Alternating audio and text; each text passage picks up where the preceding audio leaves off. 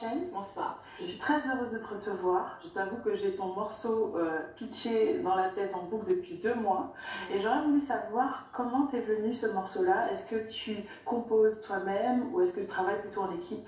Je travaille beaucoup en équipe. Alors, je vais aussi composer seule, mais c'est vrai que c'est souvent un travail d'équipe. Avec Mathieu, on a vraiment pris la décision de ne pas faire ce qu'on attendait de nous. Donc, on a un univers qui se ressemble un peu avec Mathieu. Il est très dans la sensualité, puis le côté dancehall. Et on s'est dit, voilà, les gens voient qu'on va en studio ensemble, ils vont s'attendre à un dancehall slow wine, un peu slackness et tout. Et on s'est dit, non, on va pas faire ça. On les prend à contresens. On va les prendre à contresens. On va les piquer. On va les piquer. J'ai pu voir que tu avais beaucoup de clips. Est-ce que pour toi, mettre en image tes morceaux, c'est très important? À l'époque où j'ai commencé, on pouvait sortir des sons sans qu'il y ait le support visuel derrière. Et finalement, on est rentré dans une ère où chaque son qui se prétendait être un single devait avoir un support visuel. Moi, quand j'ai commencé, je me suis dit non, je vais vous envoyer de la musique, je vais pas faire de clip. J'ai mis bien 6 à 8 mois avant de lancer le premier clip et on s'est dit on va faire en sorte que les gens me remarquent pour ma musique avant qu'ils me remarquent pour autre chose. Par rapport à tous les morceaux que tu as fait et tous les clips, est-ce que c'est des morceaux de ta personnalité que tu mets en avant ou tu te crées des personnages pour ces histoires? Alors j'ai un peu de mal à raconter quelque chose que je n'ai pas vécu. Donc en général je vais parler soit de mon expérience à moi, soit d'expériences de gens très proches, des choses qui ont pu me toucher ou voilà, qui m'ont concerné à un moment donné. Mais il faut savoir que je suis le genre d'artiste qui va écrire facilement le cœur en peine. Voilà. Et puis on est une équipe, donc je vais avoir Mike de temps en temps qui va me proposer, on appelle ça dans le milieu un top liner, donc il va me proposer un morceau, soit il l'aura fait de A à Z, soit il aura initié un morceau puis je vais le terminer, puis on le fait ensemble, etc. Donc parfois ce sont ces histoires à lui que je raconte.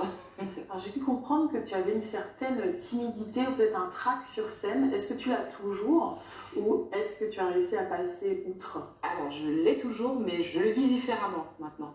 C'est vrai que cette timidité m'a peut-être empêché de démarrer plus tôt, en tout cas de me lancer plus tôt. J'ai commencé à fréquenter les studios vers 12-13 ans.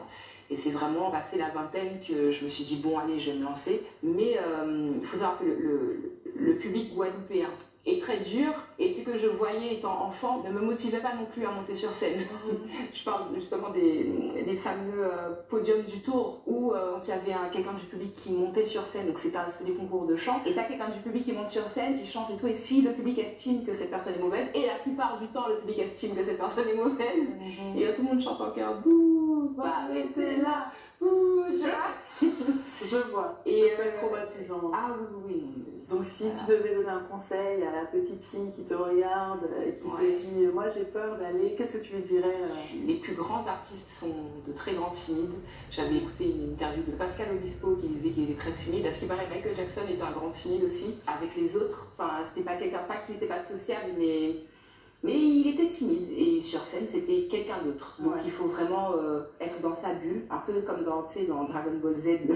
Excuse-moi pour les non, très bien, ça la bulle d'énergie là, voilà, dans ta bulle et tu fais ce que tu aimes et ce pourquoi ton cœur bat finalement. Et si tu es à l'aise avec ça, ben, les gens vont voir ton bien-être, tu vas leur faire du bien, ils vont te faire du bien. C'est un échange d'énergie. J'aimerais savoir comment tu as rencontré Lucie Naïs. On a dû se croiser sur une scène commune. On s'est très vite entendu. Parce que c'est quelqu'un de très simple et de très naturel. On est un peu pareil en fait, on a du mal à, je vais pas dire à se mélanger aux autres, mais tu forces pas une amitié, tu fonctionnes avec le feeling en fait. Et c'est vrai que dans ce milieu, voilà, c'est beaucoup de m'as-tu vu, c'est bien d'être vu aux côtés de telle personne, ou de telle personne, etc.